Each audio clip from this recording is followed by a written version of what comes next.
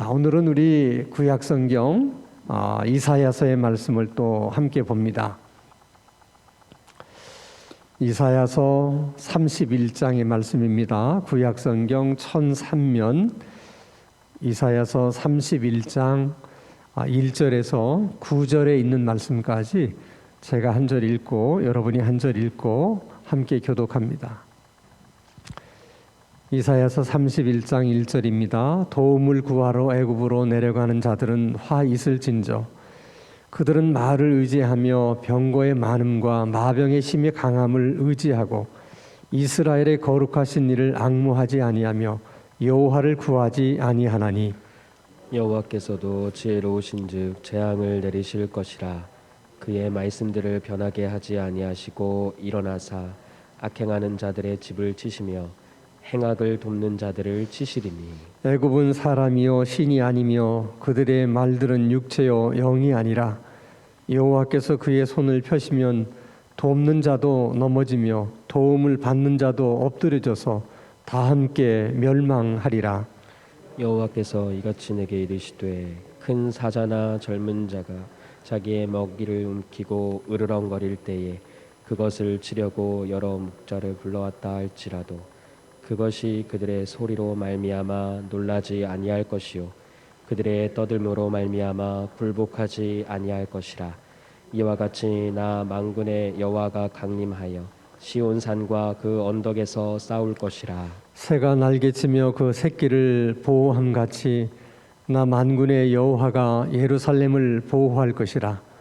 그것을 호위하며 건지며 뛰어넘어 구원하리라 하셨느니라. 이스라엘 자손들아 너희는 심히 거역하던 자에게로 돌아오라. 너희가 자기 손으로 만들어 범죄한 은우상 금우상을 그날에는 각 사람이 던져버릴 것이며 아수르는 칼에 엎드려질 것이나 사람의 칼로 말미암음이 아니겠고 칼에 삼켜질 것이나 사람의 칼로 말미암음이 아닐 것이며 그는 칼 앞에서 도망할 것이요 그의 장정들은 복역하는 자가 될 것이라. 9절 다 함께 그의 반석은 두려움으로 말미암아 물러가겠고 그의 고관들은 기차로 말미암아 놀라리라. 이는 여호와의 말씀이라. 여호와의 불은 시온에 있고 여호와의 풀무는 예루살렘에 있느니라. 아멘. 이사야서 31장의 말씀은 사실 이사야 30장의 말씀에 계속 이어지는 말씀이에요. 내용은 너무 간단한 말씀입니다. 31장의 요지는 우리 1절 말씀을 보면 이렇게 말씀을 하고 있습니다. 1절 말씀, 도움을 구하러 애굽으로 내려가는 자들은 화 있을 것이다. 이렇게 말씀하십니다.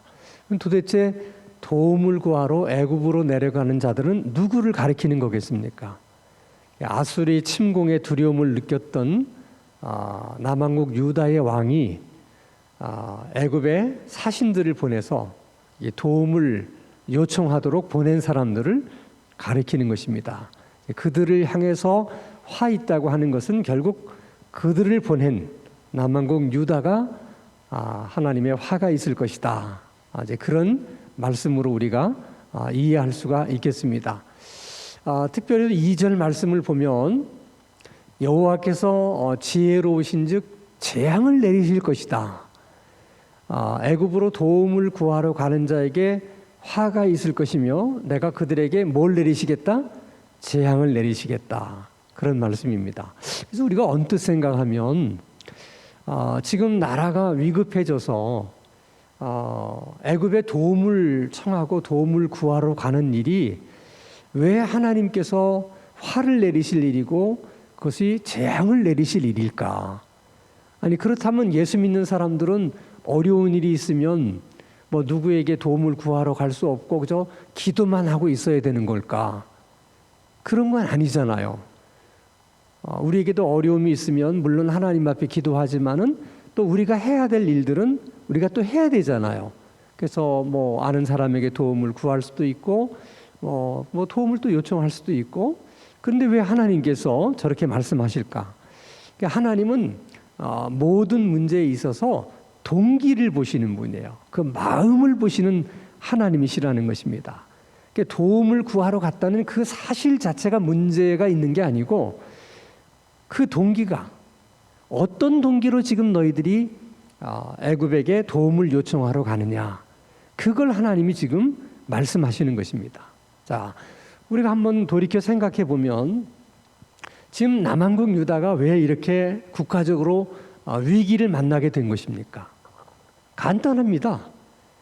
우상 숭배하고 하나님 말씀에 불순종하고 도덕적으로 윤리적으로 타락했기 때문에 나라가 지금 위기를 맞고 있는 것이거든요. 문제는 거기에 있는 거예요. 원인 거기 있는 거예요. 그래서 하나님께서 선지자들을 통해서 계속 말씀하시잖아요. 하나님께 돌아오라. 그리고 회개하라. 그러면 모든 문제가 잘 해결될 것이다. 아수르를 두려워하지 마라. 너희들이 두려워할 분은 하나님이지 왜 아수르를 두려워하느냐. 그렇게 선지자가 계속해서 말씀을 전했지만은 그들이 들어요, 안 들어요? 안 들어요. 그들은 회개할 마음도 없고 하나님께로 돌아갈 마음도 없습니다. 자, 그러면 하나님께 돌아갈 마음도 없고 회개할 마음도 없다면 이제 방법은 하나밖에 없어요. 그게 뭐예요? 자기들의 힘으로 해결하는 것이죠. 그래서 자기들의 힘으로 해결하려고 보니까 누구를 찾아가서 도움을 요청하는 게 제일 좋겠어요? 애굽이에요. 그래서 애굽에게 도움을 요청하려고 사절단을 보내는 겁니다. 자, 그럼 여러분, 우리가 어려울 때 누구에게 도움을 요청하러 가면 대부분 빈손으로 갑니까? 다 아쉬운 사람이 물 판다고 뭐 도움을 요청하러 갈 때는 뭐 조그만한 주스라도 한 박스 사가지고 가잖아요. 그게 다 사람의 도리잖아요. 그러면 한 나라가 지금 위기를 만나고 망하게 됐는데 그 도움을 요청하러 간 사절단들이 빈손으로 갔겠어요? 뭐 어마무지한 많은 금은보화를 싸들고 갔겠죠. 그리고 가서 또 뭐라고 얘기하겠습니까? 우리는 평생 애굽을 섬길 것이고 애굽에게 충성할 것이며 할 말 하지 못할 말을 아마 다 하면서 도와달라고 간청을 했을 거예요. 자, 그런 이스라엘 백성들의 모습을 볼 때 하나님이 어떤 생각이 들었겠어요?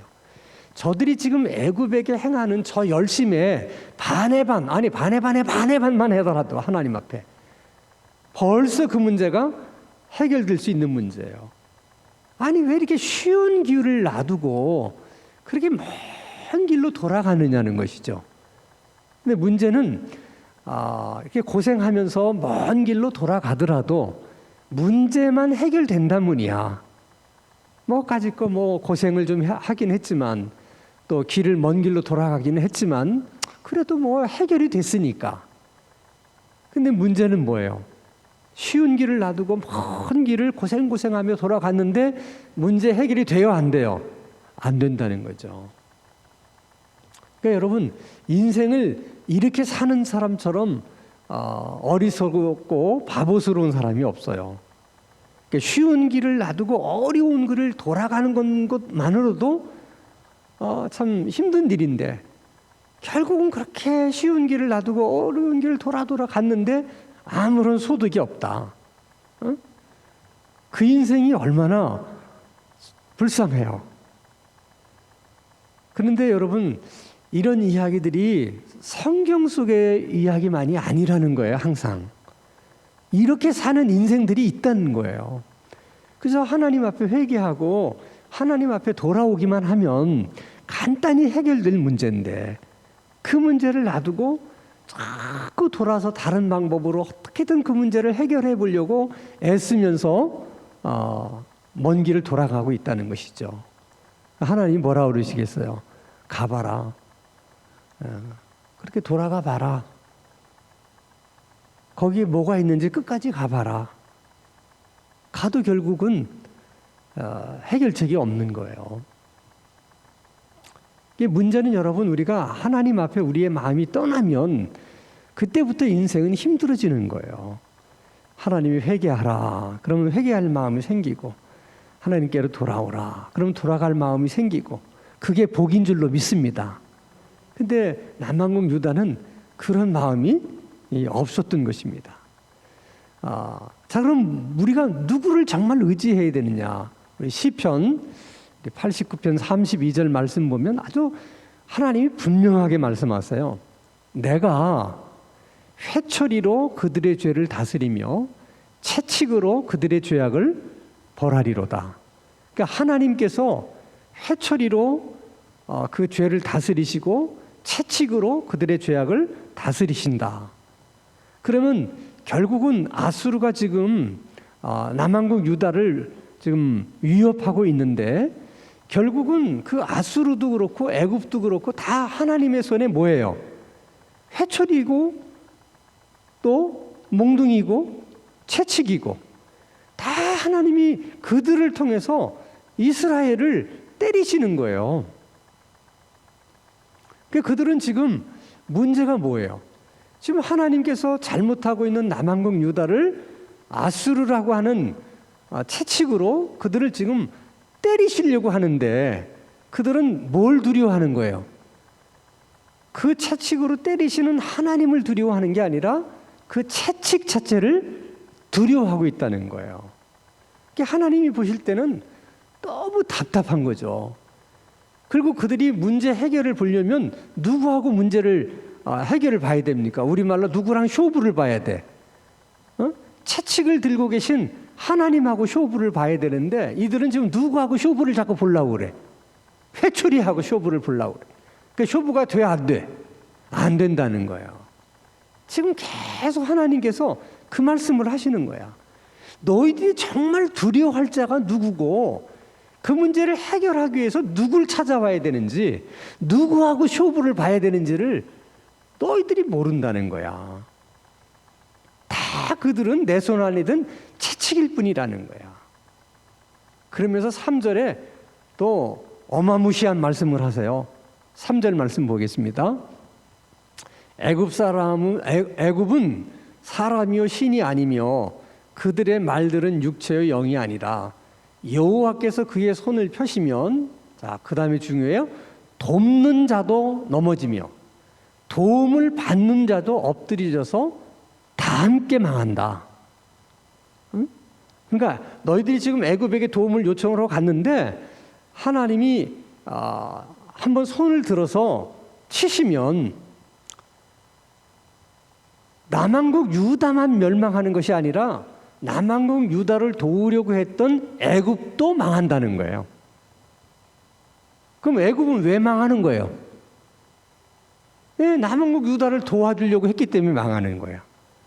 그러면 애굽의 입장에서는 너무 억울해. 아니, 우리가 뭘 잘못했습니까? 우리는 남왕국 유다가 도와달라고 애걸하고 복골하고 그냥 간청해서, 그래서 우리는 도와주려고 하는 것 뿐인데 왜 그러십니까 하나님? 이유는 간단해요. 애굽이 망해야, 그때야 남왕국 유다가 정신 차리는 거예요. 그때서야 남왕국 유다가 자신들이 뭘 잘못했는지를 깨닫게 되는 거야. 그러니까 애굽의 입장에서 볼 때는 이런 사실을 애굽이 알면 얼마나 남왕국 유다가 원망스럽겠어요. 아마 그런 걸 알았더라면 남왕국 유다가 아무리 금은보화를 싸들고 자기들에게 찾아와서 도와달라고 그럴 때도 뭐라고 그랬겠어? 아니라고. 다른 데 가보시라고. 저희는 아니라고. 아마 그랬을 거예요. 근데 그렇게 많은 걸 싸들고 와서 충성서약하고 그러니까 기분이 우쭐해가지고, 엄마 너 염려하지 마라 말이야. 우리가 도와주겠다. 그러다가 같이 망하는 거예요. 그게 철저히 이런 걸 보면요, 하나님은 이스라엘 중심적으로 이스라엘 편에서 모든 것을 운영해 가시는 하나님이시라는 거예요.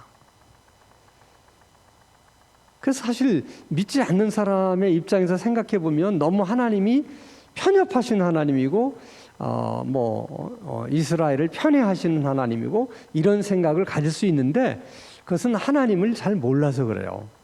하나님의 역사를 잘 몰라서 그런 거예요. 자, 우리가 한 가지도 예를 들어 봅시다. 여러분 잘 아는 요나. 하나님이 요나 선지자를 부르세요. 그렇죠? 그래서 니느웨로 가서 니느웨 성에게 성 사람들에게 하나님께서 전하는 메시지를 전해라. 너희들이 회개하지 않으면 다 망한다. 그런데 요나의 입장에서는 그 니느웨가 늘 이스라엘을 괴롭히는 민족이니까, 항상 자기들에게 위협이 되는 민족이니까 하나님께서 회개하지 않으면 망할 거라고 그러니까 얼마나 좋아요. 그냥 가만히 있으면 저놈들을 회개하지 않을 게 뻔하고, 그러면 망하게 될 것이고, 저놈들이 망하면 좋잖아. 두 다리 쭉 뻗고 잘 수 있으니까. 그러니까 요나의 마음속에 가서 전하고 싶지 않은 거야. 회개하라는 건 메시지를 전하고 싶지 않은 거야. 그래서 도망가요. 그래서 다시스로 가는 배를 타고서 도망을 갑니다. 한참 배가 항해를 하다가 갑자기 원인 모를 풍랑을 만나게 됩니다. 그 풍랑은 하나님께서 내리신 풍랑이니까 이게 보통 풍랑이 아니에요. 그래서 선장을 비롯해서 모든 선원들이 기겁을 합니다. 아니, 예상하지도 못했던 그런 풍랑이 일어난 거거든요. 뱃사람이라는 것은 다 이렇게 배를 운행할 때는 그 날씨, 바람이 부는 계절 이런 걸 다 생각해서 위험한 그런 계절에는 운항을 안 하거든요, 배를. 그래서 오랜 경험이 있기 때문에 그렇게 다 배를 운행하는 거 아니겠어요? 그러니까 지금은 그런 풍랑이 일어날 때가 아니거든. 그런데 엄청난 풍랑이 일어나는 거예요. 그러니까 선장과 선원들은 뭐 자기들이 늘 하던 대로 살아남기 위해서 막 배에 짐들을 막 던지는 거죠. 왜냐하면 배를 가볍게 해야 그나마 침몰하지 않을 수 있으니까. 그런데도 뭐 계속해서 풍랑이 있는 거예요. 그때 이제 뱃사람들이 가지고 있는 일종의 미신이에요. 이런 풍랑이 이건 바다의 신이 진노해서 일어나는 풍랑이지 이건 예사 풍랑이 아니다. 그러면 뭔가 바다신의 어떤 심기를 건드린 그런 사람이 아마 이 배에 타고 있을지 모른다. 그 사람이 누군지를 찾아내자. 그래서 제비를 뽑아요. 다 나오라. 배에 탄 사람을 다 나오게 해서 다 일렬로 세운 다음에 제비를 뽑습니다. 누가 뽑히겠습니까? 요나가 뽑혔어요. 뱃사람들이 기겁을 합니다. 도대체 이놈이 도대체 무슨 바다신에게 노여움을 살 일을 했길래 이런 일을 당하느냐. 그래서 막 취조에 들어갑니다. 도대체 어느 나라 사람이며 뭐 하는 사람이며 계속 물어요. 그때 요나가 이렇게 얘기를 합니다. 자, 요나서 1장 14절에 무리가 여호와께 부르짖어 이르되 여호와여 구하오니 이 사람의 상명 때문에 우리를 멸망시키지 마옵소서. 무죄한 피를 우리에게 돌리지 마옵소서. 주 여호와께서 주의 뜻대로 행하심이다 하고, 이 말씀이 아닌데 또 다른 말씀이 떴어요. 이제 그들이 요나에게 물으니까 요나가 뭐라고 대답을 하냐면 다 나 때문이다. 나 때문이다. 그러면 어떻게 하면 이 풍랑을 멈출 수 있겠느냐? 나를 바다에 던져라. 그날 왜 풍랑을 하나님이 그 배 가운데 허락하셨느냐? 그렇게 하지 않으면 요나가 깨달아요, 못 깨달아? 못 깨닫는 거예요. 이 도망친 불순종이 얼마나 큰 죄인지를 그날 그 배에 풍랑이 일어나지 않으면 요나가 모르는 거예요. 그러니까 요나가 그 사실을 깨닫게 하기 위해서는 어떻게? 그 배를 흔드는 수밖에 없어요, 하나님이. 그럼 그 배에 탄 사람은 무슨 죄가 있어? 사실 그 배에 탄 사람들은 아무 죄가 없어요. 누구 때문에 그 고생을 한 거야? 요나 때문에 그 고생을 한 거예요. 애굽은 다 마찬가지예요. 그래서 여러분, 예수 믿는 사람들은 늘 그런 생각을 해야 돼요. 하나님이 아브라함에게 처음 부르시면서 내가 너를 복의 근원으로 삼겠다 이렇게 말씀하신 것처럼 오늘 구원받은 우리들이 다 하나님의 복의 근원들이거든요. 그래서 우리들을 통해서 사실은 믿지 않는 사람이 복을 받게 돼 있어요. 그게 영적인 원리예요. 하나님이 그렇게 하시겠다고 하신 거거든요. 그런데 복의 근원인 우리들이 하나님의 말씀에 불순종을 하게 되면 우리 때문에 애매하게 뱃사람들이 고생하는 것이고 애굽이 망하게 되는 것이고 그런 일들이 생긴다는 거예요. 그게. 그러니까 그 책임을 통감을 하셔야 돼. 자, 요나 때문에 그 뱃사람들이 막 물건들을 다 바다에다 던졌는데 그 바다에 던진 물건들 가운데 어떤 물건 저떤 물건 얼마나 많은 것들이 있었겠어요. 뭐 다 필요 없는 쓰레기만 던졌겠습니까? 급한 상황에서. 그러니까 뭐 귀중품이 든 가방도 던지고 뭐 다 그렇게 한 거죠. 얼마나 많은 사람들이 그날 그 일 때문에 큰 손해를 입었습니까? 다 누구 때문이에요? 요나 때문이에요. 요나의 책임이에요, 그게.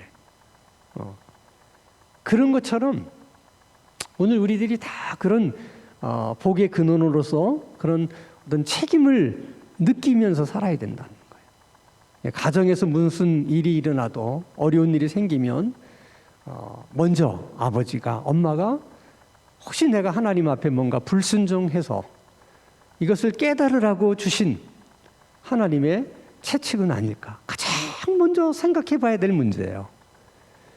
자, 교회에서 이런저런 어려움, 또 교인들이 이런저런 어려움이 생길 때도 구역장은 구역장대로, 교구 목사는 교구 목사대로, 담임 목사는 담임 목사대로 우리들이 하나님 앞에 뭔가 불순종한 것이 있어서 괜한 우리 교우들이 이런저런 어려움을 겪고 있는 것은 아닐까. 그것을 가장 먼저 생각해야 돼. 그러니까 지도자급에 있는 사람들은 그래서 항상 자기의 삶을 다른 사람들보다는 더 조심 있게 살아야 되는 거예요. 뭐 나도 뭐 이런 거 하고 싶고 저런 거 하고 싶고 다 그런 것이 있을 수 있잖아요. 그러나 우리들의 삶이 우리 자신에게만 영향을 미치는 게 아니라는 거예요. 그러면 더 나가서 한국 교회는 어떠냐는 거예요. 이것이 가장 지금 심각한 문제예요. 자, 이제 대선을 얼마 앞두고 뭐 지금도 뭐 우리 권사님이 기도도 했지만은 뭐 약간 뭐 혼란스러워요. 자, 혼란스러운데 뭐 예를 들어서 뭐 어떤 당에 대해서 뭐 누구는 이 당을 좋아하고 저 당을 선호하고 뭐 이런 건 다 있을 수 있어요. 뭐 또 정책이라는 것도 뭐 이런 정책이 있고 저런 정책이 있고 뭐 그래서 사람마다 나는 이런 정책이 좋다고 생각하고 또 저런 정책이 좋다고 생각하고 뭐 서로 이런 것들이 어떻게 보면은 조금씩은 또 경쟁 구도를 갖추면서 그러면서 나라를 좀 더 건강하게 만들어갈 수도 있는 거예요. 그래서 그 자체는 뭐 그렇게 큰 문제가 될 것이 없는데 지금 이 사회에서 우리가 가장 지금 두려워하고 염려하는 것은 지금 이 나라 자체가 마치 사회주의로 갈 것만 같은 공산주의로 갈 것만 같은 그런 느낌들을 많이 받는다는 거예요. 최근에 와서. 그러면 그런 부분에 대해서만큼은 교회가 다 한 목소리를 내야 되는 거거든요. 다른 것은 뭐 다 뭐 견해가 다르고 관점이 다르니까 이해해요. 그러나 공산주의와 교회는 절대로 공존할 수가 없어요. 그건 뭐 삼척동자도 다 하는 얘기잖아요. 공산주의는 유물론이기 때문에 어떤 신도 용납하지 않아요. 그러니까 자기 공산주의 이념만을 따라야 되지 공산주의 이념이 아닌 다른 이념을 따르거나 다른 믿음을 가지면 안 되는 거예요. 그래서 지금 시진핑이 그렇게 많은 선교사들이 들어가서 세운 교회 다 선교사는 쫓아내고 다 지금 문 걸어 잠궜잖아요. 그 우리 따무창 그 지금 중심교회에서도 선교사님한테 연락이 왔는데 지금 그 걱정을 하는 거예요. 그 따무창이라고 하는 그 교회는요, 이제 그 문화혁명 때 막 대대적인 교회 핍박이 있었거든요. 근데 그들은 정말 신앙만 가지고 사는 사람이야. 그러니까 공산군이 쫓아오니까 도망간 거야. 쫓아오니까 또 도망을 가. 그래서 공산군이 쫓아오지 못할 곳으로 계속 피신해서 도망가다 보니까 정말 산을 몇 개를 넘어가지고 정말 높은 산에 가서 산 거야. 그러니까 진짜 공산당이 이제 너무 머니까 거기까지 못 쫓아온 거예요. 그래서 그 산에 가보니 나무가 풍성한 산도 아니에요. 그냥 거의 민둥산이야. 그러냐면 겨울 같은 때는 얼마나 바람이 심하겠습니까? 그게 거기에 무슨 농사가 되겠어요. 근데 그곳에 교회를 세우고 그들이 거기서 이제 정말 척박한 데서 나오는 농산물을 겨우겨우 먹으면서 그냥 사는 거야. 어떻게 보면 사는 게 아니에요. 그런데도 그들은 신앙을 지킬 수 있다는 것이, 예배를 드릴 수 있다는 것이 너무 행복한 거야. 그 교회가 다 이제 비도 새고 너무 오래되고 그들의 형편으로 도망가서 교회를 졌으니 뭐 교회를 제대로 졌겠습니까? 그래서 마침 선교사님에게 연락이 와서 그러면 우리가 교회를 새로 지어주겠다. 그래서 우리 교회 여전도회가 전체가 힘을 모아서 가서 제대로 교회를 지어준 거예요. 그러니까 그들이 너무 좋아하는 거야. 그 교회를 새로 진 것에 대해서. 그래서 교회를 새로 짓고 나니까 교회가 많이 부흥이 됐어요. 아주 먼 곳에서도 다 그쪽으로 와서 예배 드리는데 그들은 예배 드리는 것이 전부예요.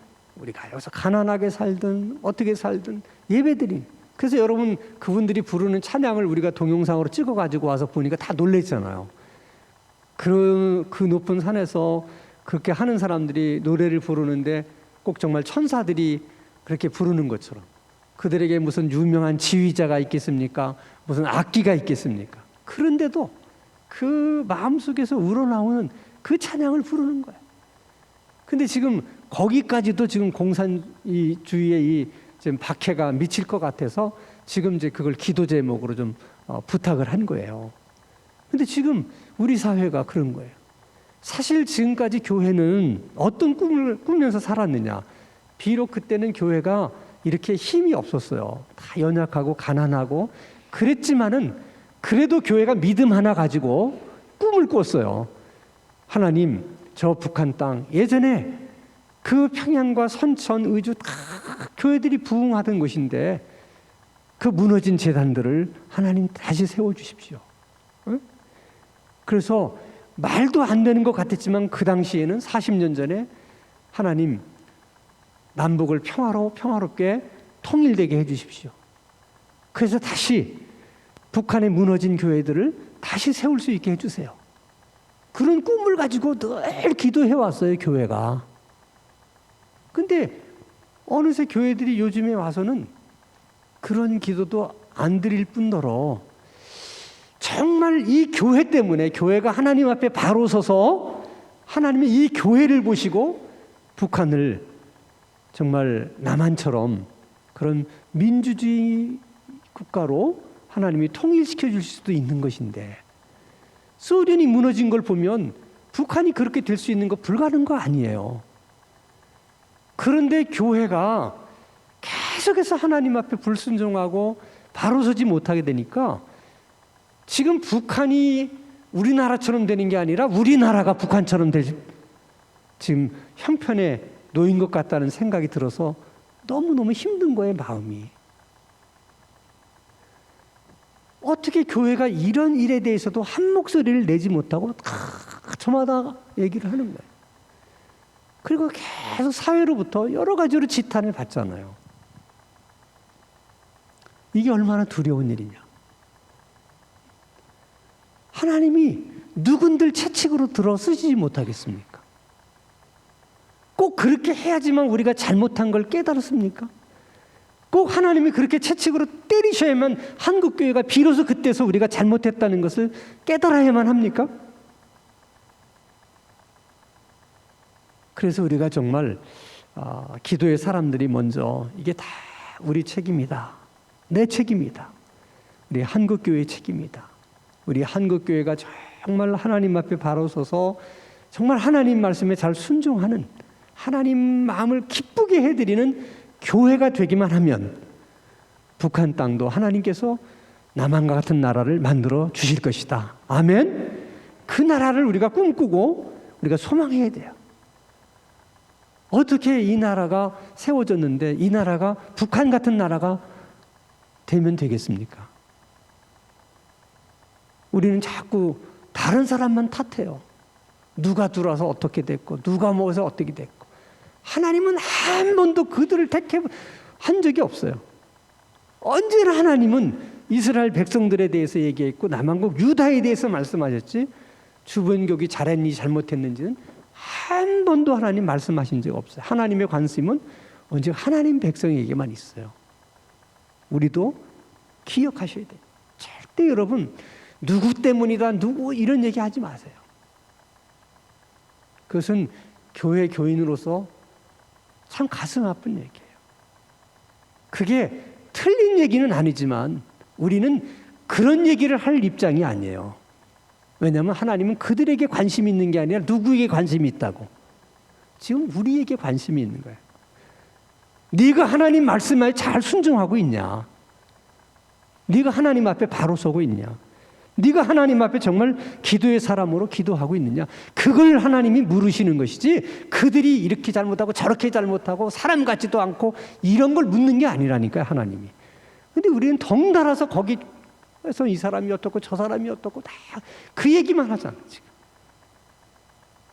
그래서 오늘 밤에 특별히 우리가 기도할 때 혹시 다시 한번 우리가 뜻을 정하고 늘 기도할 때마다 하나님, 선교사님처럼 그래서 나는 하나님께서 부르시는 때 나는 갈 것이고, 하나님이 부르시는 곳에 갈 것이고, 또 하나님이 부르시는 방법대로 내가 갈 것이다, 이렇게 결심하고 늘 살았듯이 우리에게도 늘 기도할 때마다 하나님 앞에 반복적으로 뜻을 정하고 하나님 앞에 기도할 수 있는 그런 기도가 있게 해 주십시오. 하나님, 가정에서 문제가 생기든 우리 구역에서 문제가 생기든 교회에서 문제가 생기든 또 나라에 문제가 생기든 다른 사람 탓하지 말고, 이것이 다 우리가 하나님 앞에 바로 서지 못한 나의 죄 때문이 아닌지, 내가 하나님 앞에 뭔가 불순종하고 있는 것 때문에 그런 것은 아닌지 우리 자신들을 돌아보고 회초리하고 쇼부를 볼 생각하지 말고 회초리를 드신 하나님하고 쇼부를 보려고 하는 그런 믿음의 마음을 가지고 기도할 수 있게 하여 주시옵소서. 오늘도 그렇게 우리가 함께 기도하기를 원합니다.